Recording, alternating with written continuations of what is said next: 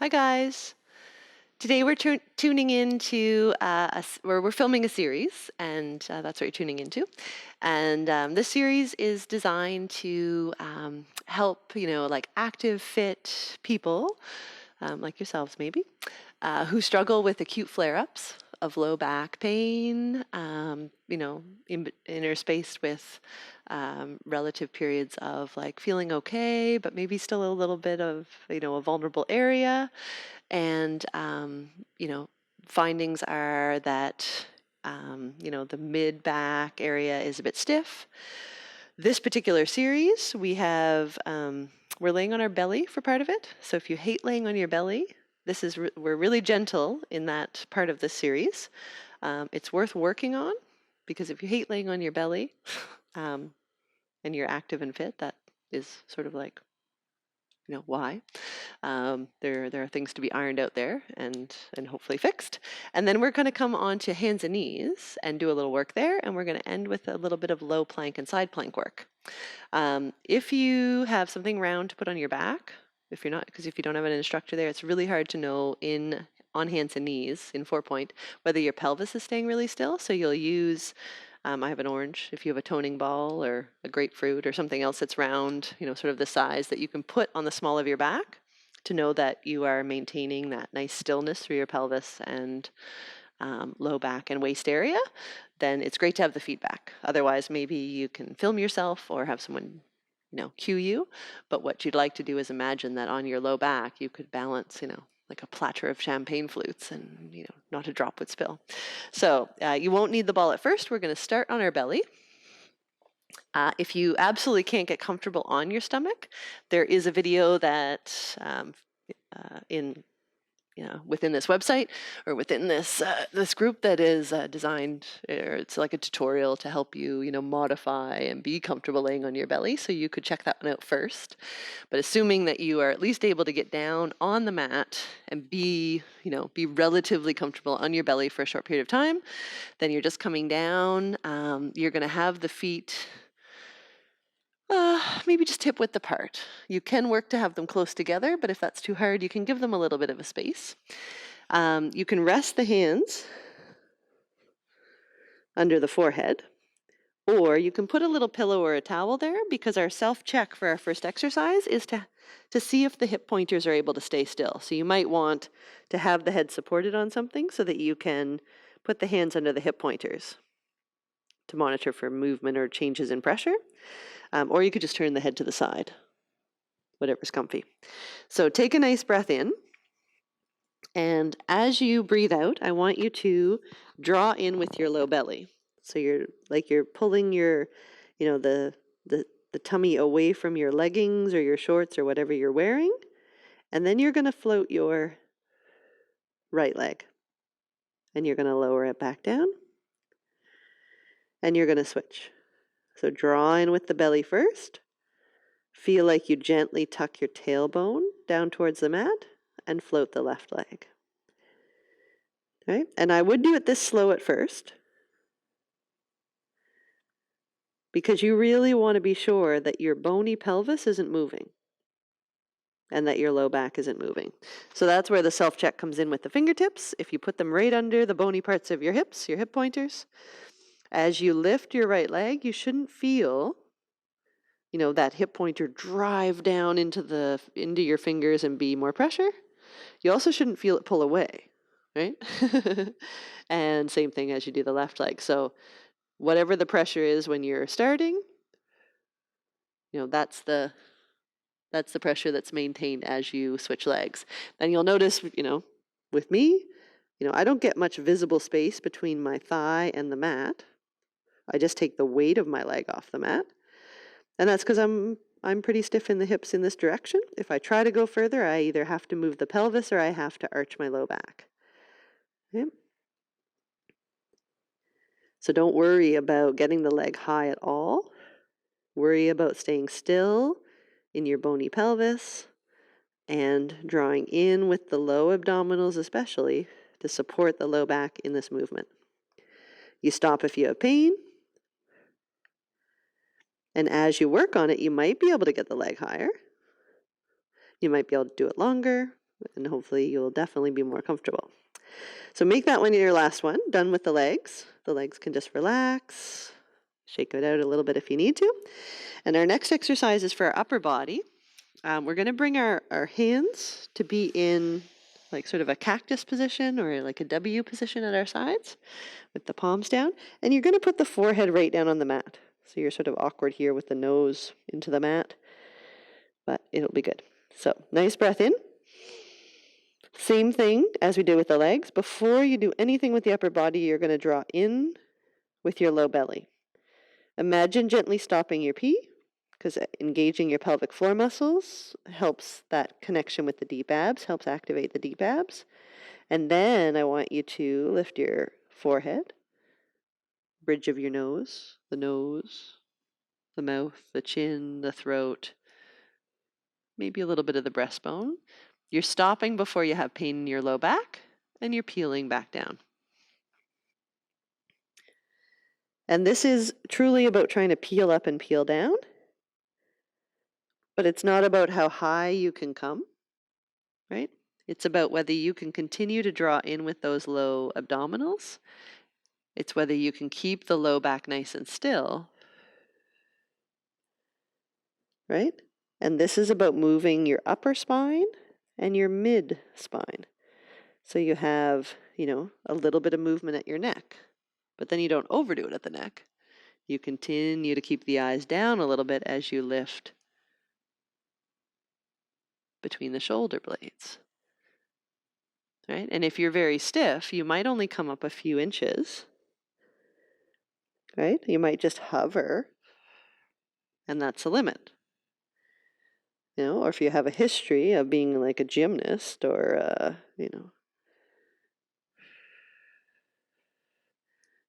figure skater, maybe you can come up higher, but not to the point where the low back shifts or you lose this position of the bony pelvis, right? If there's pain, then something is too far or not supported. So let's just try 2 more. Draw in with the low belly. Feel like you anchor your pubic bone to the mat or you gently tuck the tailbone. You maintain that position as you peel up and as you peel down. And I'm demonstrating it large, but remember that you're limiting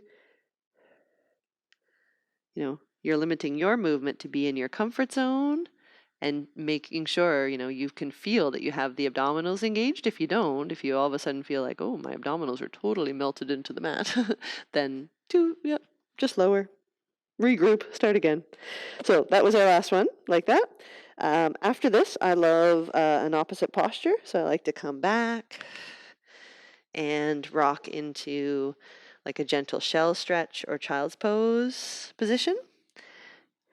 You might need to take your time to get there, after being in, on our belly in what we call extension of the spine.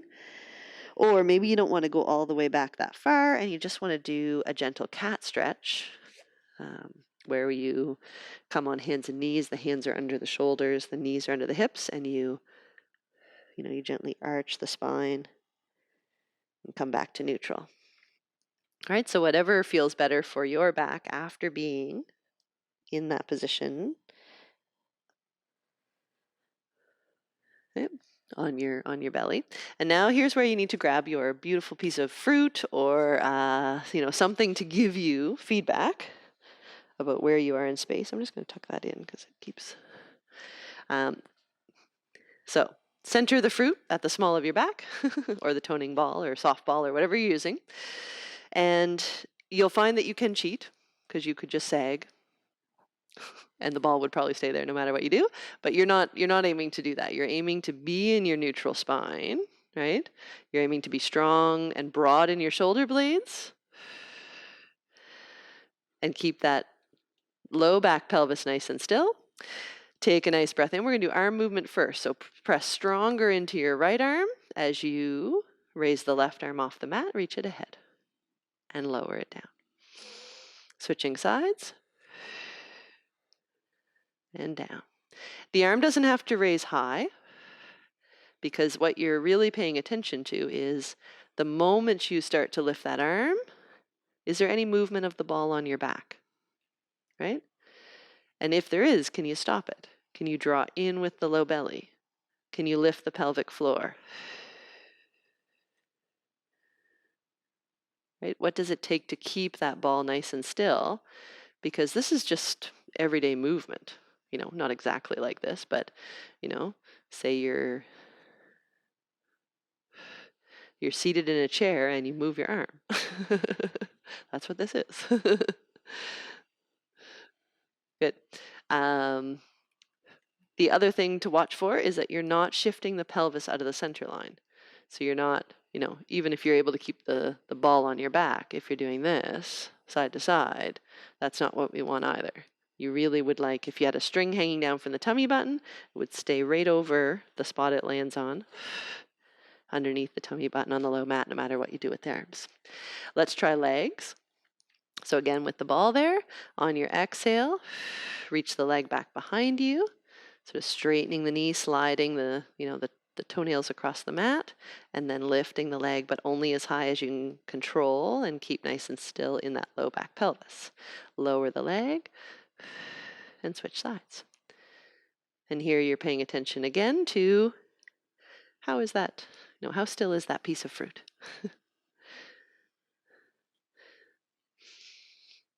How centered is that tummy button staying? Over a spot directly below it on the mat. Are you broad in your shoulder blades? Is the head and neck in line with the rest of the spine? And are you lightly drawn in with the abdominals? Or are you getting into our cheat position where you're sagging in the back anyway and saying, yeah, I'm doing a great job, but my low back is paining. No, you're going to hold the low ribs back. You're going to hold the abdominals nice and strong. Not too strong that you can't breathe, but as strong as you need to keep that waist nice and still. Once you're feeling good with both the arm and the leg separately, you can put them together. So you can reach back with a leg and then you can add in the opposite arm. Okay? This is, a pretty well-known exercise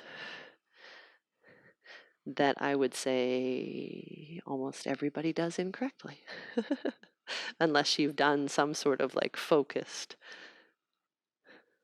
practice like yoga or Pilates, or you've worked with a trainer that is, getting you to understand the essence of this exercise. It's, can you keep your center still while you move the opposite arm and leg? So don't try to put them together until you can do the arm by itself and the leg by itself. But once you're, at the stage, combine them, it's more functional, right? From there, you can take the ball off your back. You can do your nice, beautiful cat stretch, if that feels good after being in neutral. And the next one is a little tricky to keep the ball on your back, but if you can get it to stay there, it's really nice. We're going into a low plank, and you have two choices of difficulty levels, depending on how your back is feeling maybe, or what, level of abdominal strength we're talking about. Yeah, I find it's hard to keep the ball on to get down in this position, but let's try. Perfect. Woohoo. Okay, so the forearms can be parallel, which is sort of ideal for the shoulders, or move them, together, palms together, interlace the fingers more in an A shape or triangle shape. If you're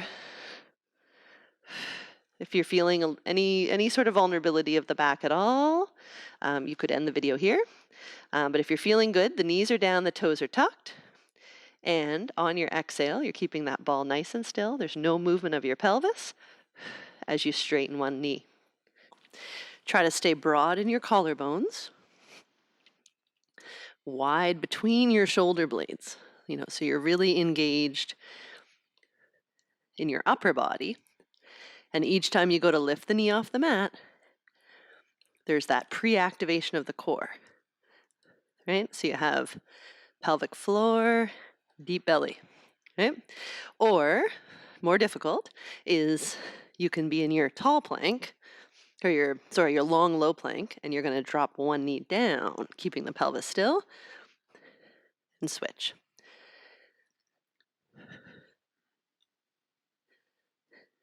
Yeah.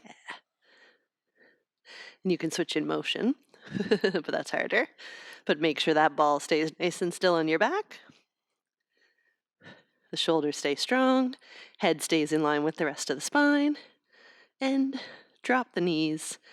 And you can remove the fruit or ball from your back.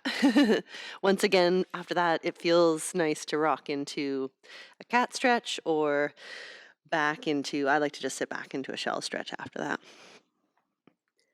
Taking a nice breath. Leaving the arms overhead for like a bit of a shoulder stretch, or because you've just worked around the shoulder blades, it's often nice to bring the hands down by the feet, let the elbows try to like roll forward and touch the mat so that you're widening between the shoulder blades where you just worked. You're lengthening in the low backs, you're getting the hips fully bent. It's quite a nice sort of counter posture or recovery position from the plank. And the last thing we're going to do is a little bit outside the series, but if you have weakness of the inner thighs, but relative weakness, you're already active and fit, you can do a side plank. This is a nice variation that really works, the inner thigh in a stabilizing way. And it is a side plank in a tall position. You can do it in a low position. It's just that you don't have as much range with the lower knee. You'll see what I mean. Have the fingers nice and spread. You're trying not to sink into the shoulder. You're really keeping that, that rib cage nice and lifted. You're open in the front shoulder.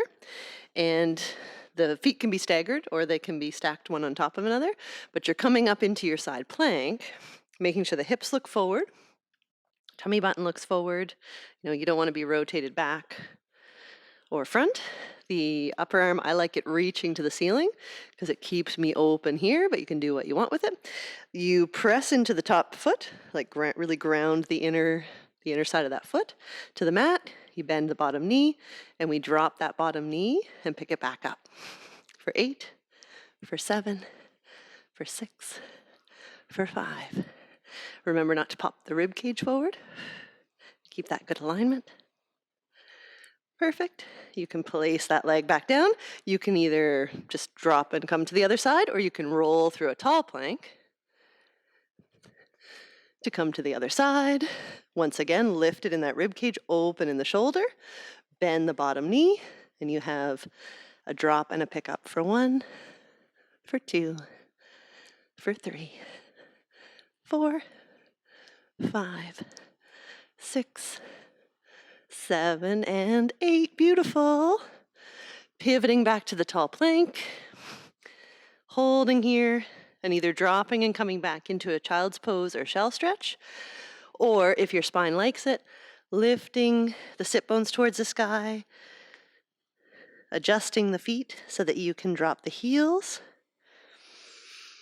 You're strong in the shoulders here. You're not sagging into the shoulders. You're really trying to feel like the pelvis pulls back away from the hands, so you're really long and lengthened in the spine. The head hangs easy and relaxed. Sometimes it's nice to walk through the feet a little bit if you like motion better than just holding.